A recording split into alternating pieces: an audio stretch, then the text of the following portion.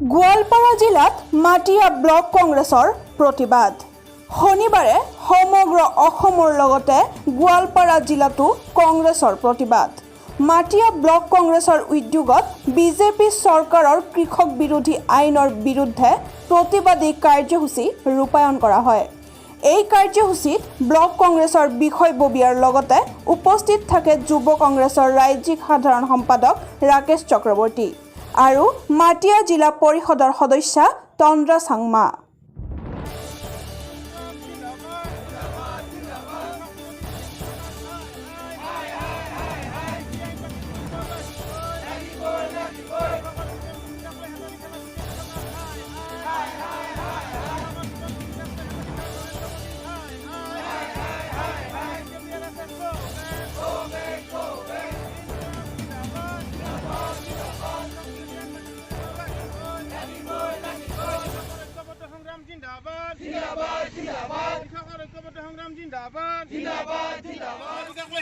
BJP চৰকাৰ হাই হাই হাই হাই হাই জীৱন জীৱিকাক লৈ হেতালি খেলা নৰেন্দ্ৰ মোদী হাই হাই হাই হাই হাই বিজেপি আৰএছএছ গো বেক ইনকলাব জিন্দাবাদ জিন্দাবাদ জিন্দাবাদ কৃষক বিৰোধী আইন বাতিল কৰিব লাগিবই লাগিবই লাগিবই কৃষকৰ ঐক্যবদ্ধ সংগ্ৰাম জিন্দাবাদ জিন্দাবাদ জিন্দাবাদ কৃষকৰ ঐক্যবদ্ধ সংগ্ৰাম জিন্দাবাদ জিন্দাবাদ জিন্দাবাদ অসম প্ৰদেশ কংগ্ৰেছ কমিটি জিন্দাবাদ জিন্দাবাদ জিন্দাবাদ মাটিয়া ব্লক কংগ্ৰেছ জিন্দাবাদ জিন্দাবাদ জিন্দাবাদ বিজেপি যেটো কৃষক বিৰোধী আইনখন এই আইনখনৰ বিষয়ে কি ক'ব?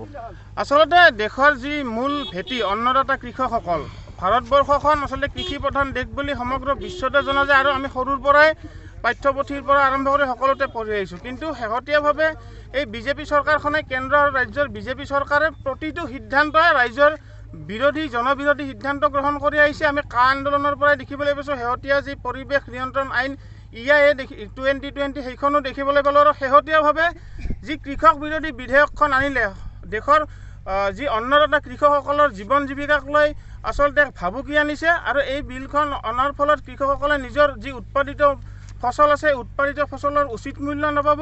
যি ন্যূনতম সমৰ্থন মূল্য যি মিনিমাম ছাপৰ্ট প্ৰাইচ বুলি কয় সেই ব্যৱস্থা উঠাই দিয়া হৈছে। আৰু সকলোৱে জানে সমগ্ৰ দেশজুৰি বিশেষকৈ পঞ্জাৱৰ পৰা আৰম্ভ কৰি হাৰিয়ানা যি আটাইতকৈ কৃষিৰ বাবে বিখ্যাত সেই সকলো ঠাইতে এই আইনৰ বিৰুদ্ধে প্ৰবল প্ৰতিবাদ হৈছে। আৰু আজিও অসম প্ৰদেশ কংগ্ৰেছ কমিটিৰ নিৰ্দেশত সমগ্ৰ অসমজুৰি সকলো ব্লক কংগ্ৰেছ কমিটিসমূহে এই কাৰ্যসূচী গ্ৰহণ কৰিছিলে। আৰু ইয়াৰ অংশস্বৰূপে আজি মাটিয়া ব্লক কংগ্ৰেছ কমিটিৰ কাৰ্যালয়ত বা মাটিয়া ব্লক কংগ্ৰেছ কমিটিৰ উদ্যোগতো এই কাৰ্যসূচী ৰূপায়ণ হয়।